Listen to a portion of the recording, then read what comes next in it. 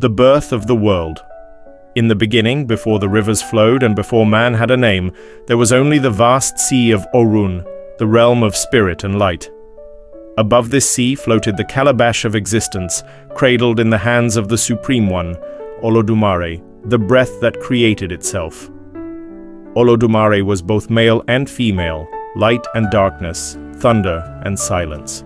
From their breath came the first spirits, the Orisha, the gods who would shape the worlds.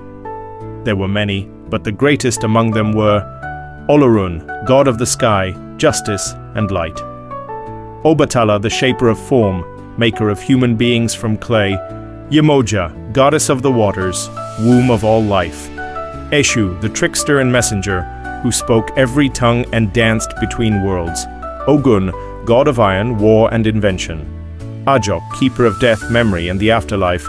These Orisha were given charge of Aye, the physical world. Olodumare told them, "Shape the world, guide the people, but do not seek dominion. Balance is the law." The gods descended upon Aye and gave it life. Yemoja flooded the empty earth with her oceans and rivers. Obatala carved mountains from stone and molded the first humans from clay. Olorun breathed life into them, and Ogun gifted them tools. In those days, the people built no walls. They walked beside lions and sang with the birds. They gave thanks to the Orisha through drums, song, and sacrifice. Every village had a sacred grove. Every elder knew the tongue of the spirits. Ajok, god of death, was not feared but honored. He welcomed souls gently into the afterlife and ensured that ancestors could still whisper wisdom to the living.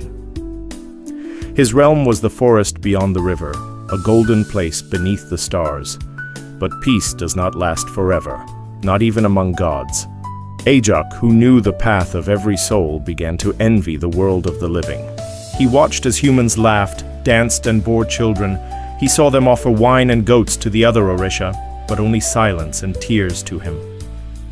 "I keep the balance," he said to himself, "but I am cast into shadow. Why must they die at all? Why must my gift be pain?" Ajok went to Olodumare and said, "Let me give humanity eternal life." Olodumare said, "They are not ready. Death is not a punishment. It is a doorway." But Ajok did not listen. He stole the bead of returning, a sacred item that could revive the dead, and he descended to Ai disguised as a healer. In secret, he began bringing people back to life. Villages once quiet with mourning now echoed with joy. For a time he was loved, worshipped, but the dead who returned were wrong. Their eyes held darkness. Their laughter was hollow. They hungered not for food, but for spirit. These were not ancestors reborn. They were husks possessed by Erebo, spirits of decay. Soon entire villages were corrupted. The gods descended in fury. Olorun cast thunder. Ogun wielded a blade of light. Eshu tricked the corrupted into walking into the sea. Obatala wept at what had become of his children. Ajok was brought before Olodumare. He stood silent. "You have disrupted the balance," said Olodumare. "You have given life, but not peace." For his defiance, Ajok was cast into the abyss beneath the roots, chained beneath the world tree. His worship was forbidden. His name was no longer sung. New generations forgot the old songs. Sacred groves were cleared for farms. Iron replaced wood. The Orisha still watched, but they were no longer called. Without offerings, their strength waned. Eshu remained, laughing in the shadows. Ogun became silent, retreating into iron itself. Obatala slept in the mountains, and Yemoja cried into her oceans. Only Olorun kept his watch from the heavens. In the depth of time, the war of masks came, a time when kingdoms rose and turned on each other. Blood soaked the earth. The drums of war drowned the voices of the ancestors, and in the chaos, Ajok stirred. He whispered to kings, promising immortality. He sent Erebo spirits in dreams. He offered power over death, and the people listened. One king, Oba Idowu of the Red Hills, accepted Ajok's gift. He was slain in battle, only to rise again that same night, stronger, colder. His eyes glowed like fireflies in pitch dark. He became the first of the Twilight Kings. Under his rule, the cult of Ajok returned. They built shrines underground, They captured sacred groves and defiled them with blood. They forged spears tipped in death magic. The Orisha, now weakened, watched the world slide into shadow. There remained a secret order, descendants of those who had once served the gods. They called themselves Omorisha, children of the sky.